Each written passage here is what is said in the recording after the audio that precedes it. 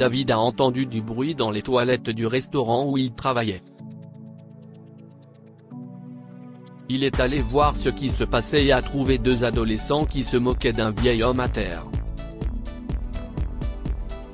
Il a aidé le vieil homme, mais les adolescents se sont enfuis. David a décidé qu'il ne devrait pas pouvoir sortir de ce pétrin si rapidement. « Monsieur, excusez-moi. Il y a des rires et des cris à l'arrière. Si est un peu dérangeant », disait une vieille dame à David après qu'il lui a apporté sa commande. Comme elle fréquentait le restaurant où il travaillait comme serveur, il a pris son inquiétude au sérieux. David avait été distrait en prenant les commandes, mais c'est à ce moment-là qu'il a entendu le bruit. « Merci de m'avoir prévenu, Madame Geller. Je vais voir ce que c'est, lui a-t-il assuré, avant de se précipiter dans les toilettes. Le vacarme venait des toilettes des hommes, il est donc entré et a été choqué par la scène qui se déroulait devant lui. Deux adolescents riaient aux éclats et se moquaient, l'un d'eux tenait même un appareil photo, d'un vieil homme essayait de se lever du sol, qui était mouillé et glissant. David se précipita vers l'homme, l'aida à se relever et fixa les adolescents d'un regard noir. « Qu'est-ce ce que vous croyez faire, bande d'idiots? Vous vous moquez d'un vieil homme ?» leur a-t-il lancé. « Calme-toi, mec. C'était tellement drôle », a dit l'un des jeunes garçons, qui essayait de contenir ses rires. « Ce n'est pas drôle. Je vais appeler vos mères », menaça David. Les garçons se regardèrent avec inquiétude. « Jim, on y va », a dit le jeune avec le téléphone, et ils se sont enfuis rapidement. David essaya de les rattraper, mais il dut tenir le vieil homme fermement, sinon il risquait de tomber à nouveau. « C'est bon, fiston. De nos jours, les jeunes n'ont aucun respect pour personne. » Toujours sur leur téléphone, à enregistrer et à se moquer des gens, cesse emporter l'homme âgé. « Je m'excuse, monsieur », soupira David, qui a finalement réussi à le stabiliser et à l'escorter à l'extérieur jusqu'à l'une des tables. « Merci, jeune homme. Je m'appelle Charlie », a dit le vieil homme une fois qu'il s'est assis. « Je m'appelle David. Je vous invite à consulter le menu et à me faire part de vos besoins. Je reviens dans une seconde, a répondu le serveur avant de repartir vers l'arrière. Il en a parlé à son directeur, qui a accepté de donner à Charlie tout ce qu'il voulait gratuitement pour aujourd'hui. Cependant, David avait l'impression que ce n'était pas suffisant. Ces enfants vont continuer à se comporter comme des garnements si personne ne leur donnait une leçon. Tout ce qu'il savait, c'est que l'un d'entre eux s'appelait Jim. D'un autre côté, il n'y avait qu'une seule école dans leur district. Il pourrait être en mesure de les trouver et de trouver une punition appropriée ou, au moins, quelque chose pour leur donner une leçon. Après avoir parcouru les réseaux sociaux, David découvrit le compte de Jim et vit qu'il avait une classe avec M. Perkins, qui avait également enseigné à David il y a des années, lorsqu'il était encore au lycée. Cela pourrait marcher, se disait-il, en cherchant le numéro de téléphone de son ancien professeur. Ok, les gars. Asseyez-vous, a dit Monsieur Perkins aux élèves, et Jim s'est concentré sur lui à contre-cœur. Nous avons un nouveau projet pour ce semestre. Vous allez suivre un héros local après l'école pendant un mois. Tout le monde dans la classe a poussé un grognement, y compris Jim. Personne ne voulait faire ça. Tout le monde avait des choses à faire après l'école, des vies à vivre et des amis à voir. Je me fiche de savoir à quel point vous vous plaignez de ça. Si est ainsi que ça va se passer.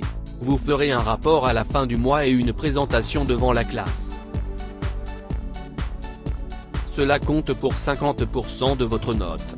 Ce n'est donc pas quelque chose que vous pouvez passer facilement, a poursuivi M. Perkins, en distribuant des papiers indiquant les spécifications du projet et le héros que chacun devra suivre. Qui as-tu choisi, Jim ? Demanda son ami Austin. Peut-être. Il sauve des gens, non ? A commenté Austin. Peu importe, s'est moqué Jim.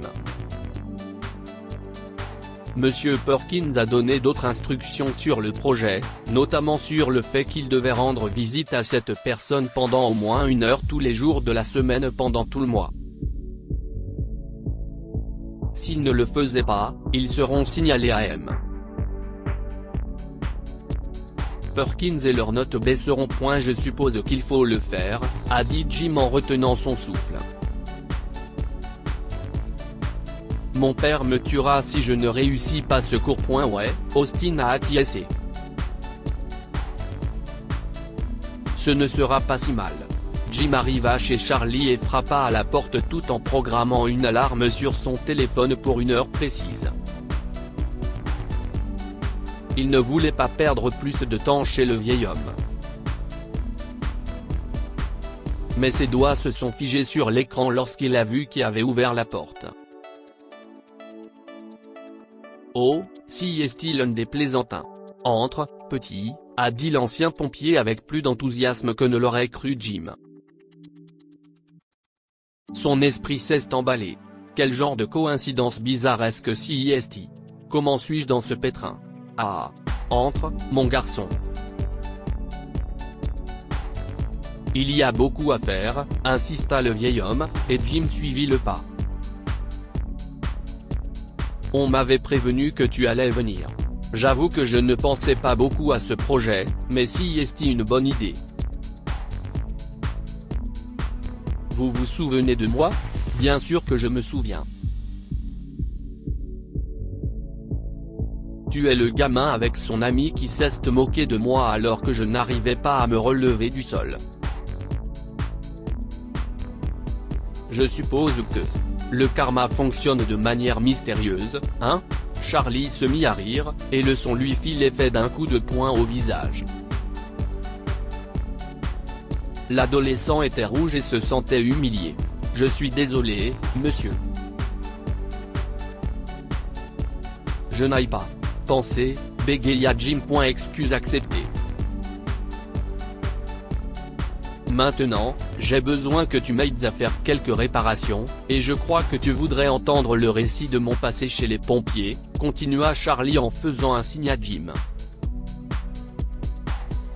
L'adolescent le suivit jusqu'à la salle de bain et écouta le vieil homme commencer à réparer un tuyau dévié tout en lui racontant des histoires sur sa vie. Jim n'a eu qu'à passer quelques outils, mais il s'est laissé entraîner par la narration. Charlie a vécu une vie passionnante et a sauvé de nombreuses personnes des incendies, notamment un jeune garçon coincé sous une commode après l'explosion de leur cuisine. On éprouve beaucoup de satisfaction à sauver des gens. Mais après tant d'années de blessures comme des brûlures et des ecchymoses, votre corps commence à vous trahir, a soupiré Charlie. Je ne peux plus bouger comme avant. Mon genou ne se porte pas très bien. Si est pour ça que je n'aille pas pu me relever du sol glissant. Jim baissa les yeux, sa joue devenant rouge. Je suis désolé. Charlie poursuivit comme s'il n'avait pas entendu la deuxième excuse de Jim.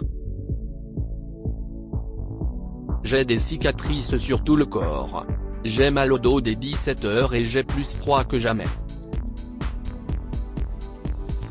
Vieillissent, fils, si est fou, mais on tient le coup.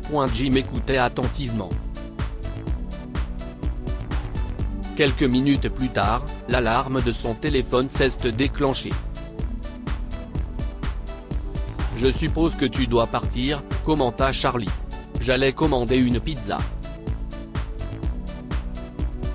Les yeux de l'adolescent s'écarquillèrent. « Je peux rester », a-t-il dit à voix basse. « Bien », sourit Charlie, et pendant qu'il mangeait la pizza, Jim eut l'impression d'avoir été pardonné. Il pouvait enfin rire avec l'homme plus âgé et lui demanda d'autres histoires. Lorsqu'il est rentré chez lui ce soir-là, il a même parlé à sa famille de Charlie et du projet, ce qui était si rare que ses parents se sont regardés d'un air satisfait.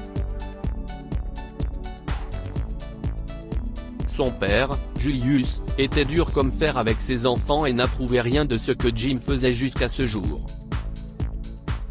« Je suis fier de toi, mon fils, parce que tu as pris ce travail très au sérieux.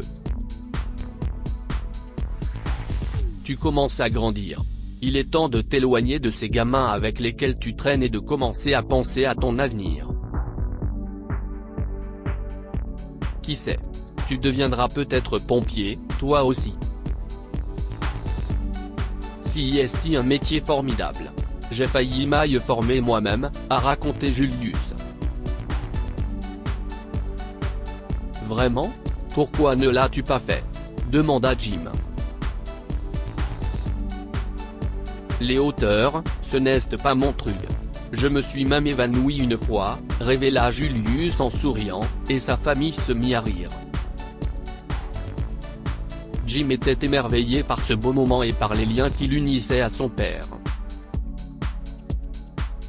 Ce projet est peut-être la meilleure chose qui lui soit arrivée.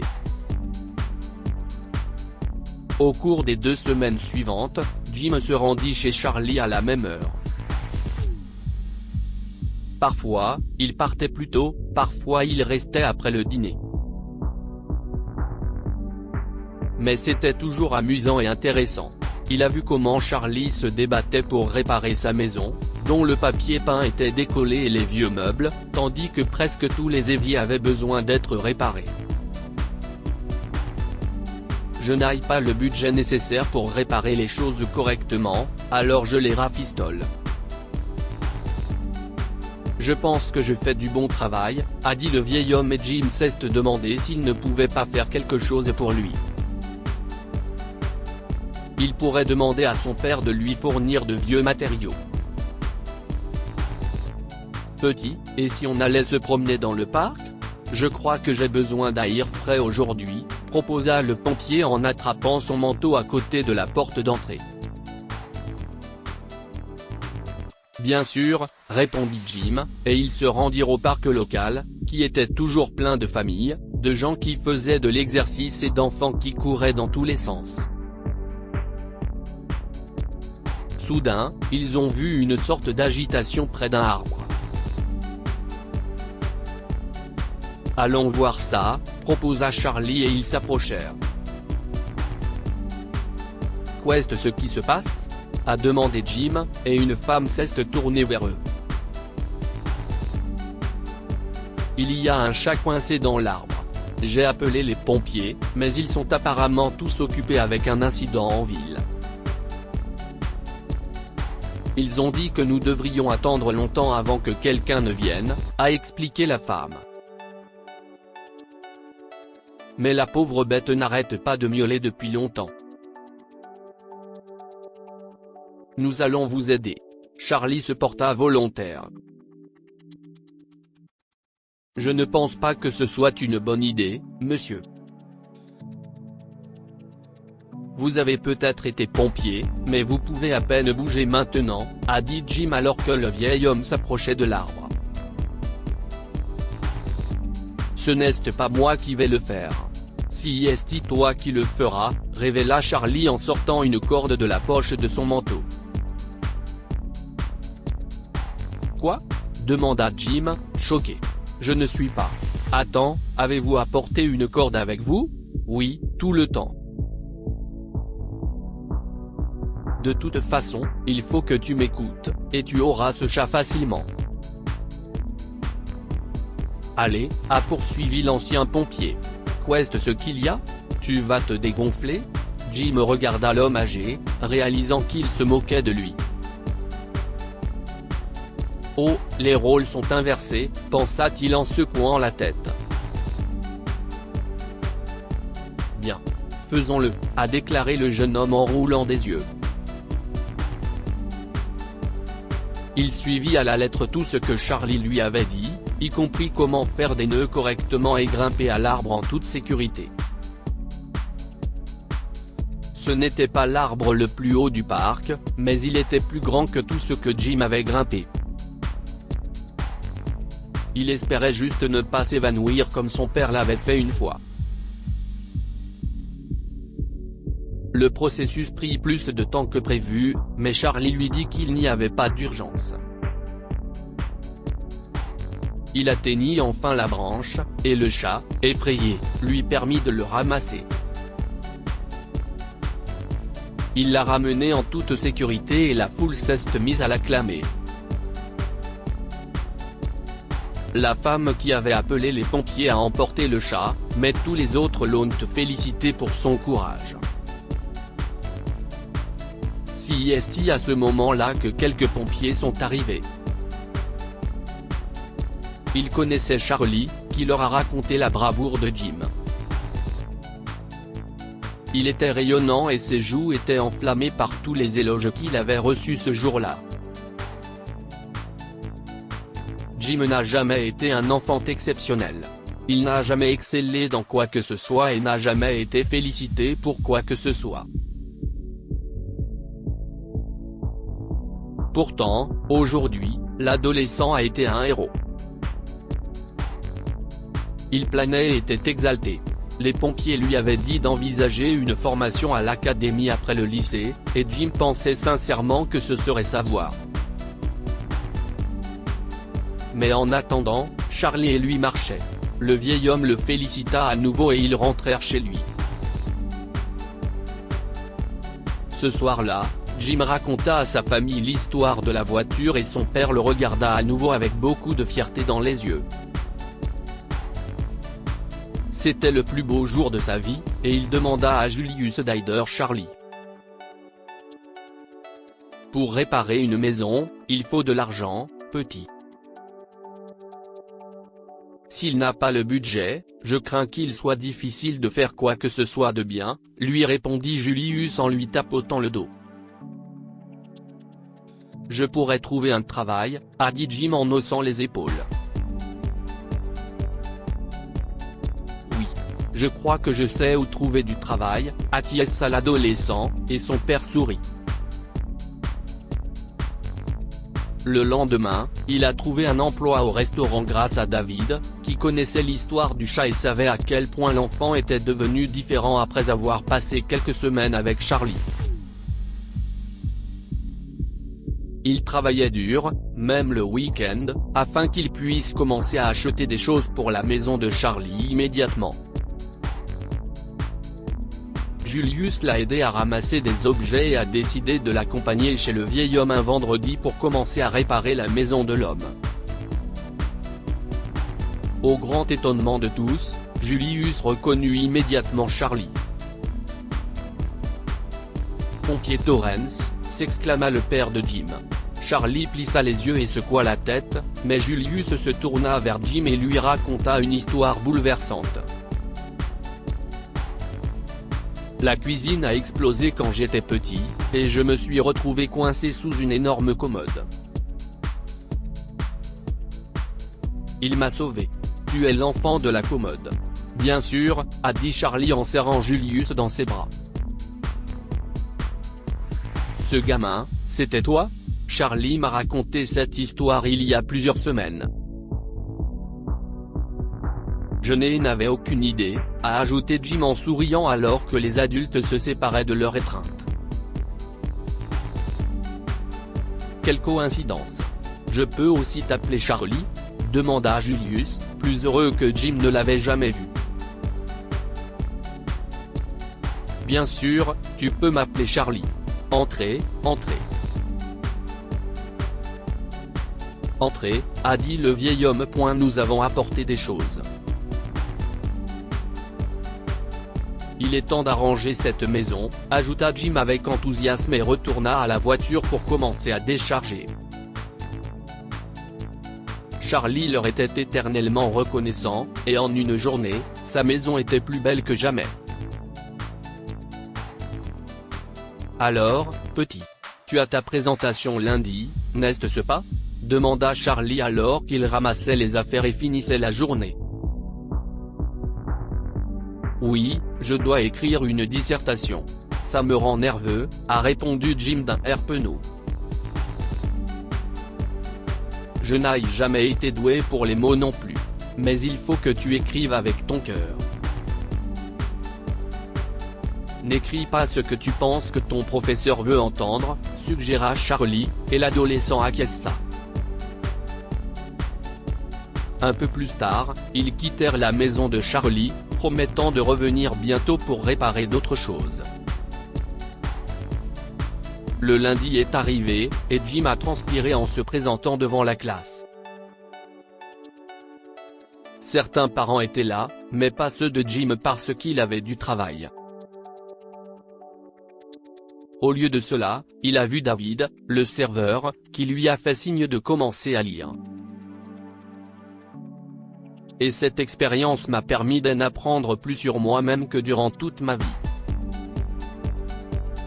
Je sais maintenant que je suis plus courageux que je ne le pensais. Je peux travailler dur. Je peux être une bonne personne et aider les autres. Je pense que je serai pompier plus tard, comme Charlie. Pas seulement parce que je pense que ce sera excitant et que les gens me féliciteront, mais parce que je pense que je peux contribuer à changer le monde. Merci, a-t-il conclu. La classe se mit à applaudir très fort.